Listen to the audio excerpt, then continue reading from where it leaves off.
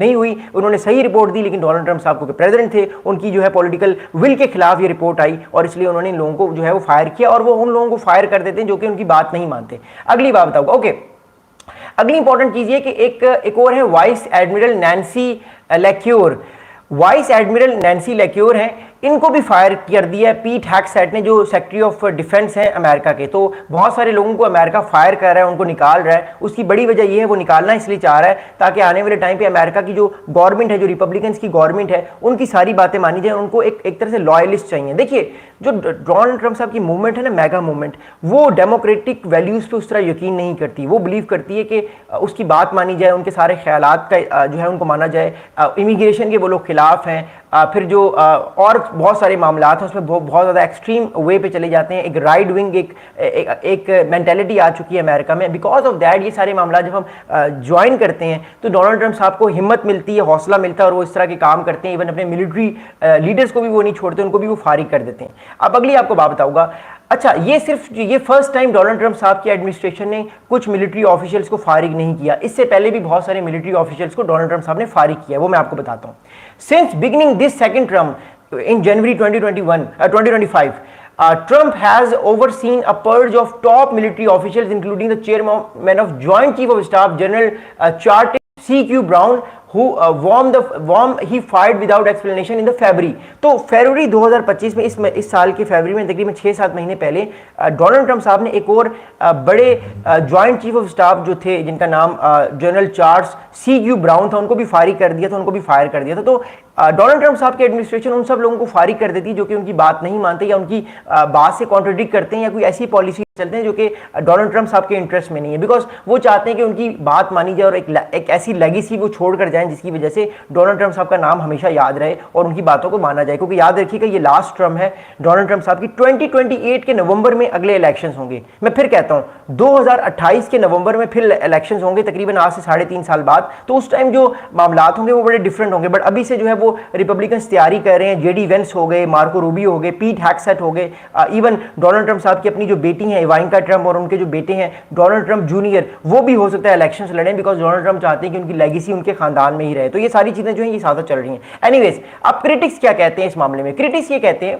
कि the Donald Trump administration actions could chill dissent and send a signal that the intelligence community should be careful in reaching conclusion at odds with Trump's interest। अब critics ये कह रहे हैं कि Donald Trump साहब ने ये जो पर्च किए हैं रिसेंटली, ये जो इतने सारे मिलिट्री ऑफिशियल्स को इन्होंने फायर किया है, तो इससे इंटेलिजेंस कम्युनिटी में एक मैसेज जा रहा है कि जब भी कोई मसला होगा, जब भी कोई मामला खराब होगा, जब भी कोई इस तरह की ईरान के साथ जंग होगी, पाकिस्तान इंडिया का मामला होगा, जो भी मामला होंगे, तो जो डोनाल्ड ट्रंप साहब जिस नैरेटिव को लेकर चल रहे हैं, इंटेलिजेंस कम्युनिटी को उसी नैरेटिव को लेकर उसको सेकंड करना पड़ेगा और वैसे ही रिपोर्ट देनी पड़ेगी। But the problem is that, I am saying again and again, कि अमेरिका का जो सिस्टम है वो बड़ा सोफिस्टिकेटेड है, वो बड़ा डिफरेंट है। अगर कोई इंटेलिजेंस कम्युनिटी या इंटेलिजेंस ऑफिसर कोई ऐसी रिपोर्ट मैनिपुलेट करके बना लेता है जो कि असल में नहीं होती, तो कल को हाउस ऑफ सेनेट में या डिफरेंट जो अमेरिका के इंस्टीट्यूशंस हैं वहां पे हियरिंग्स होती हैं और वो ठीक ठाक ग्रिल कर देते हैं इंसान को। अगर आपने झूठ बोला हो, अगर आप गलत बात करेंगे तो वो आपको ग्रिल कर देंगे और आपको वहां से फारिग कर देंगे। तो अमेरिका में जो सिस्टम्स हैं, डेमोक्रेटिक सिस्टम्स हैं, ये बड़े टफ हैं, ये बड़े सख्त हैं, और जो डेमोक्रेट्स हैं वो तो पीछे पड़ जाते हैं। आपको पता है कि डेमोक्रेट्स तो छोड़ते ही नहीं है जब इस तरह के मामला होते हैं। तो द थिंग इज दैट के क्रिटिक्स ये बात कर रहे हैं कि आने वाले टाइम पे बहुत सारी जो इंटेलिजेंस कम्युनिटी है, इंटेलिजेंस के जो लोग हैं, वो नेक्स्ट टाइम केयरफुल होंगे, अपनी जो रिपोर्ट ऐसी बनाएंगे जिससे जो है डोनाल्ड ट्रंप साहब की बात सेकंड होगी। वो वर्ड्स ऐसे यूज करेंगे जिससे डोनाल्ड ट्रंप साहब का जो नैरेटिव है, पॉलिटिकल नैरेटिव वर्ल्ड को लेके, वो उस चीज को सेकंड करेंगे। अगली बात बताता हूँ। अगली बात यह है कि ये ऐसे मौके पर क्यों हुआ है, मैं आपको बताता हूँ। Lieutenant General Kurt's firing comes after a few months after details of assessments of US air strikes against Iran leaked to the media. It found that Iran's nuclear program has been set back only a few months, contradictingly asserting that the Trump and Israeli Minister Netanyahu were describing that they were obligated. Okay, America जो है, American के Donald Trump साहब ये कह रहे थे कि हमने पूरी तरह से जो है वो इन सारी न्यूक्लियर साइट्स को फारिग कर दिए, तबाह कर दिए। मैं फिर कहता हूँ, नतान्स, इस्फहान और फोर्डो को 23 और 24 जून की रात को अमेरिका ने अपने B-52 बॉम्बर से फारिग कर दिया। ये अमेरिका के डोनाल्ड ट्रंप साहब का ये बयान था कि अब ईरान का न्यूक्लियर प्रोग्राम तबाह हो चुका है, फारिग हो चुका है, अब वो दोबारा न्यूक्लियर प्रोग्राम नहीं बना सकेगा या स्टार्ट कर सकेगा। लेकिन द प्रॉब्लम इज दैट कि जो इंटेलिजेंस कम्युनिटी है उस कम्युनिटी ने ये बात की कि ऐसा नहीं हुआ, ईरान का न्यूक्लियर प्रोग्राम तबाह हुआ है, नो डाउट इन दैट, लेकिन वो फारिग नहीं हुआ, यानी वो दोबारा जो है वो अपने न्यूक्लियर प्रोग्राम को स्टार्ट कर सकता है अगले 6 से 8 महीने में, जिसमें मैंने बहुत सारी वीडियोस बनाई हुई हैं। तो द थिंग इज दैट कि ये मामला अभी बड़े कॉम्प्लिकेटेड है। ट्रंप साहब जो है उनका स्टांस मैं बता दूंगा। The president Trump, the Republican President Donald Trump, who had pronounced that Iranian program completely and fully obliterated, यानी तबाह हो चुका है, rejected the report। उन्होंने इस रिपोर्ट को रिजेक्ट किया था कि ईरान का न्यूक्लियर प्रोग्राम पूरी तरह से तबाह नहीं हुआ, सिर्फ वो 6 से 8 महीने पीछे गया है। तो ये सारी मामला है। अच्छा, पीग हैक्सेट जो कि सेक्रेटरी ऑफ डिफेंस हैं, जिन्होंने इन सारे ऑफिशियल्स को फायर किया है डोनाल्ड ट्रंप साहब के, उन्होंने एक इंपॉर्टेंट बात बताई। उन्होंने कहा कि you want to call it destroyed, you want to call it defeated, you want to call it obliterated, choose your words, this was a historically successful attack। यानी पीट हैक्सेट ने डोनाल्ड ट्रंप साहब की बात को, जो उनके प्रेसिडेंट हैं, उन्होंने सेकंड किया। उन्होंने कहा कि ये बातें बिल्कुल सही है, ऐसा ही हुआ है, ईरान का न्यूक्लियर प्रोग्राम पूरा के पूरा फारिग हो गया, तबाह हो गया। अच्छा, अगली बात क्या,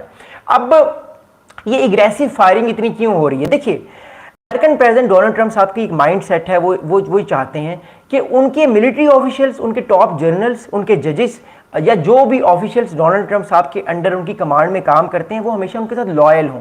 अब मैं फिर बताता हूं कि ट्रंप साहब के लिए लॉयल्टी क्या है।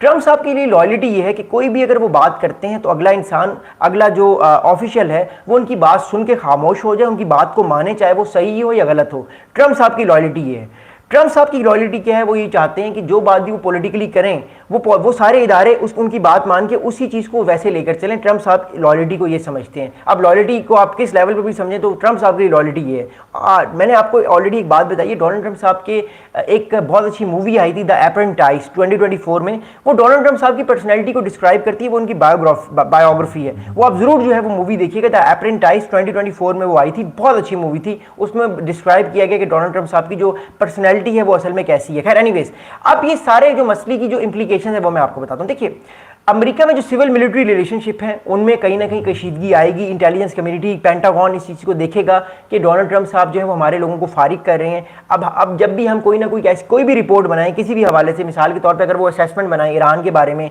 पाकिस्तान के बारे में, इंडिया के बारे में, या इवन यूक्रेन रशिया वॉर के बारे में असेसमेंट बनाएं, वो असेसमेंट याद रखिएगा वो हमेशा प्रो ट्रंप होगी। जो भी बात ट्रंप साहब करेंगे वो उसी चीज़ को वैसे लेकर चलेंगे, वो अपनी मर्जी से किसी भी चीज़ को आगे नहीं लेकर चलेंगे। बेशक वो रिपोर्ट सही हो या गलत हो, वो डोनाल्ड ट्रंप साहब की मर्जी के मुताबिक ही रिपोर्ट बनेगी। नंबर 1। अगली चीज ये है कि इंटेलिजेंस की जो इंटीग्रिटी है